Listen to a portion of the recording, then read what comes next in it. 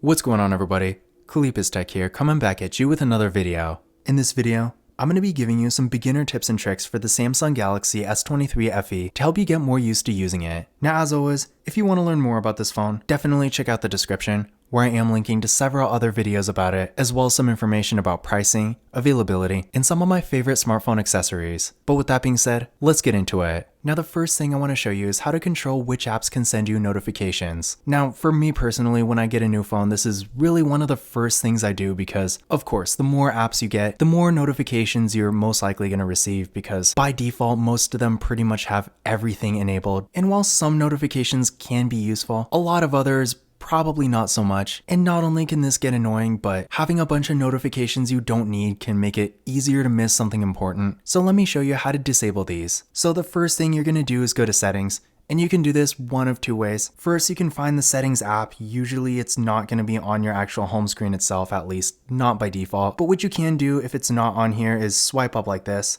This is your app drawer, which is basically every app on your phone.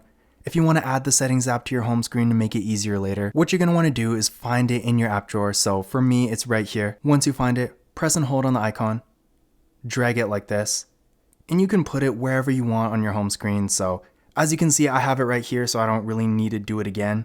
So I'm going to go ahead and hit cancel. But essentially, that's how you add it to your home screen. And also, if you want, you can also swipe down from the top like this. And the settings icon is right here. So either way, to get to your notifications, go to settings. Then from here, go to notifications, so right here.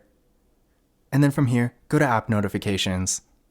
So this is going to show you all the apps on your phone, and it used to just show you the most recent ones instead of everything. I don't know exactly when they changed it, but I'm glad they did. But regardless, as you can see, this is pretty much everything you have, and notifications are going to be on for some and off for others. And as you can see here, for example, there's a thing called deep sleeping, and when you don't use certain apps for a while, it's going to do this automatically. So that is something I really like about Samsung specifically. But essentially, if you want to turn off notifications for something like, let me see, photos, for example, they send me all kinds of notifications for some reason. So what you're going to do is simply tap right here, and this is going to turn it off. In addition to this, if you want to keep notifications on to an extent, you can also go here, and there are a few other options. So you can have it allow sound and vibration, or you can make it silent, and you can also have it show badge icons or not if you want. So definitely a lot of things to play around with here. Now we're going to take a quick look at the sound menu. Now you can get to this from your settings, but a more convenient way to do it is by pressing either volume key. So like this.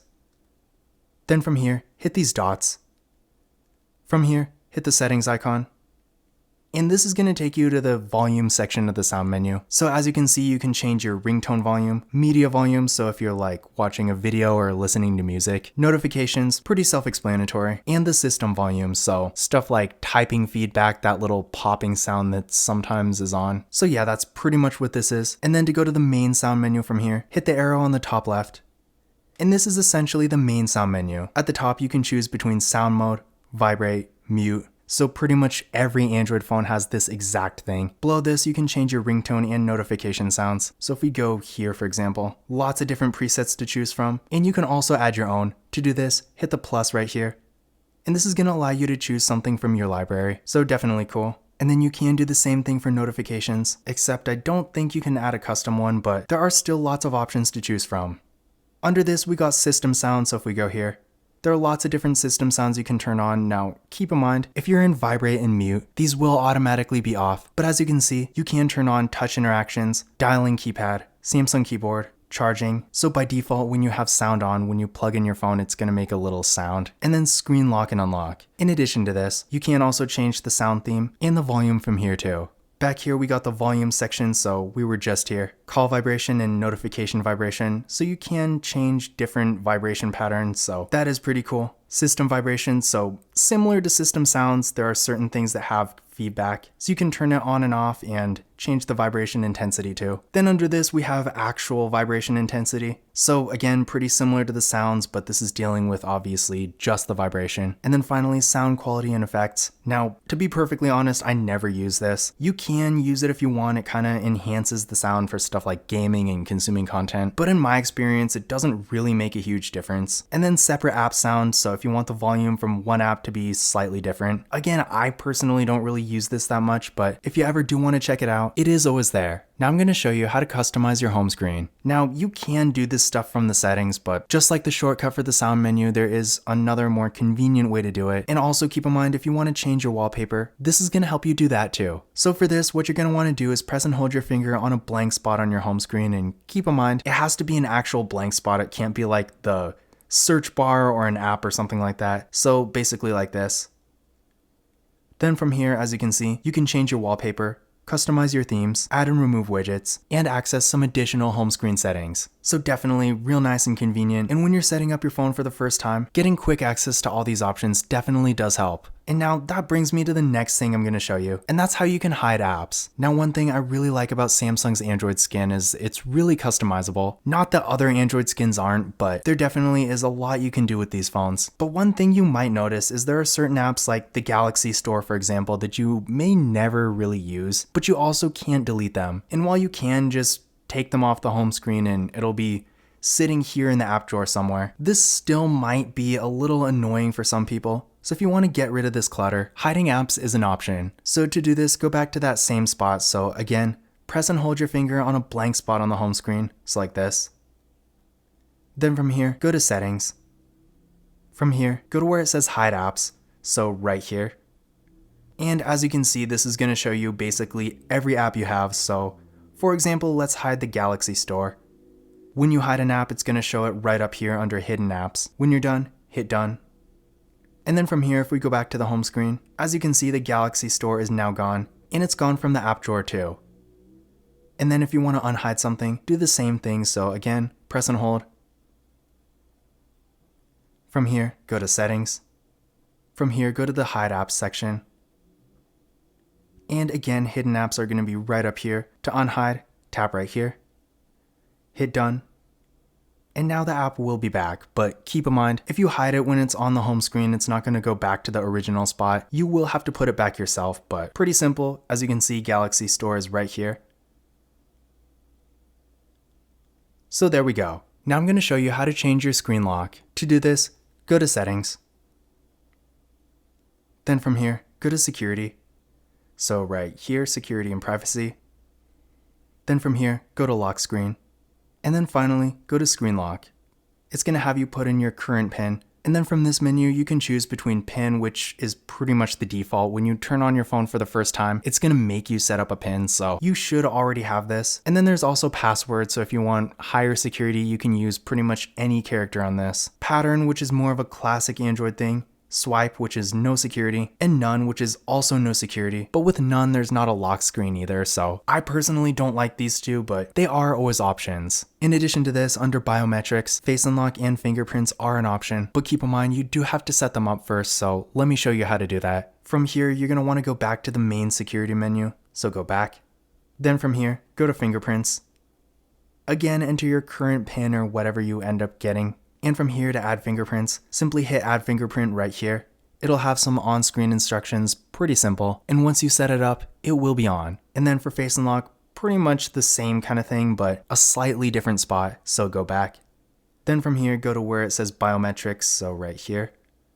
And as you can see, fingerprints are also here for some reason. But to set up face unlock, essentially just hit face recognition, and it's gonna walk you through it. Now I'm gonna show you how to change your system navigation. Now as you've probably noticed, at the bottom in the navigation bar, we got the typical Android buttons that are pretty standard even at this point in 2024. But if you want, you can change this. To do this, go to settings. Then from here, go to display. So right here. From here, go to navigation bar. So right here. And we got a few options. First of all, you can switch the order of the buttons. So right now we got the recent apps on the left, home in the middle of course, and the back button on the right, but you can switch the recent apps and the back button if you want. But maybe you want to have a more minimalistic, kind of modern look. In that case, you might want to use gesture navigation instead. So for this, hit swipe gestures. And now instead of buttons at the bottom, we're just going to have this one line right here. And in case you've never used this, let me show you how it works. So to go home, swipe up like this. To go to your recent apps, swipe partially up, so basically like this and hold it for a second.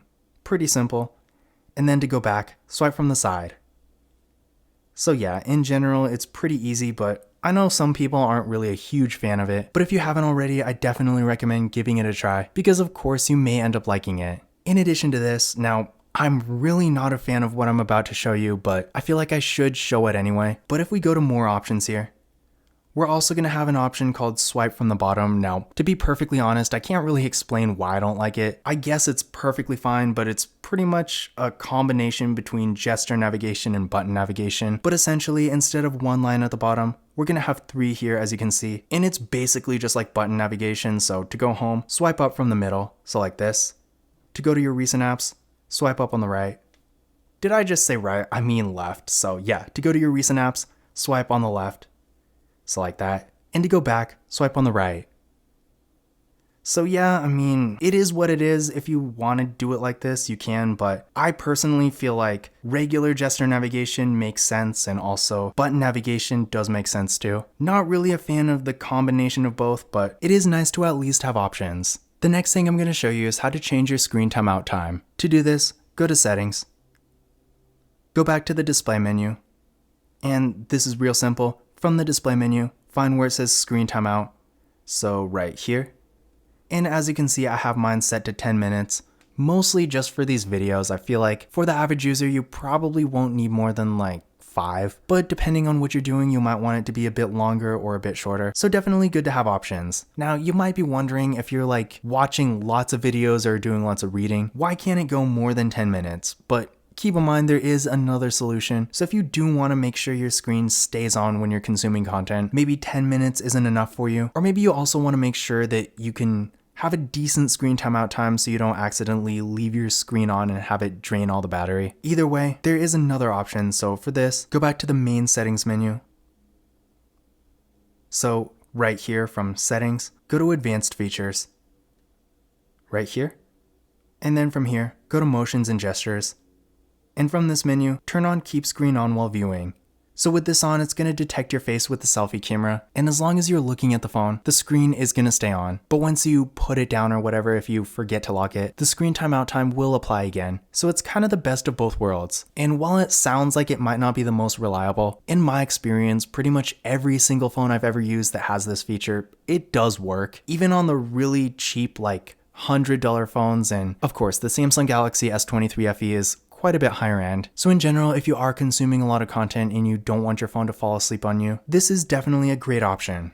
Now I'm going to show you how to take a screenshot with the Samsung Galaxy S23 FE. Now this of course is a pretty simple feature, but essentially to take a screenshot with this phone, all you have to do is press the power key and the volume down key at the same time, and keep in mind, you don't actually have to hold the buttons, just press them once at the same time like this. And there we go. You can save it, edit, whatever you want to do, and that's pretty much it. But in addition to this, there is another method, and keep in mind, this is enabled by default, so you don't have to do anything in the settings. But essentially, instead of pressing the buttons, you can also put your hand on the edge of the phone like this, swipe like this, and that's also going to take a screenshot. But as you can see, that kind of opened the edge panel, which is not exactly what you want, but you can do it from the other direction too. Or not.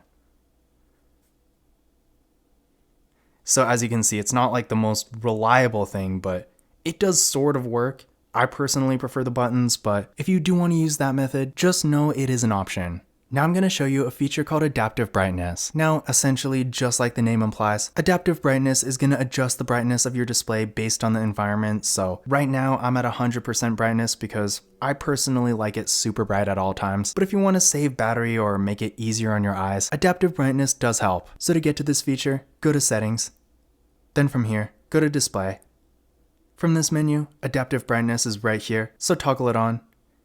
And as you can see, it adjusted right away. And then finally, the last thing I'm going to show you is actually also in the display menu, but that is dark mode. Now, dark mode is definitely a cool feature, and honestly, I feel like most people I know use it by default. I personally don't. I like to have it on auto mode, but essentially dark mode is right here in the display menu, which in case you missed it, just go to settings and display is right here. So yeah, dark mode is right at the top. So to turn on dark mode, just hit this right here. And there we go. In addition to this, you can also schedule it. So if you go to dark mode settings, hit turn on as scheduled, and you can have it turn on from sunset to sunrise or a custom time. So yeah, I personally use it like this, but it is really up to you. In addition to this, if you ever want to quickly toggle it on or off, it also is in the quick menu by default. To get to the quick menu, swipe down twice from the top, so 1, 2. In this menu, it's going to be somewhere in here, so for me it's right here. Tap on the icon, and we're once more in dark mode. In addition to this, if you press and hold, it's going to take you right to the settings. But this concludes my beginner's guide to the Samsung Galaxy S23 FE. Again, if you want to learn more about this phone, definitely check out the description, where I am linking to several other videos about it, as well as some information about pricing, availability, and some of my favorite smartphone accessories. But that's it for this video. If you enjoyed it and found it useful, be sure to give it a thumbs up and hit that subscribe button. Don't forget to follow Kalibus Tech on Twitter and Instagram. And as always, I will see you in the next video.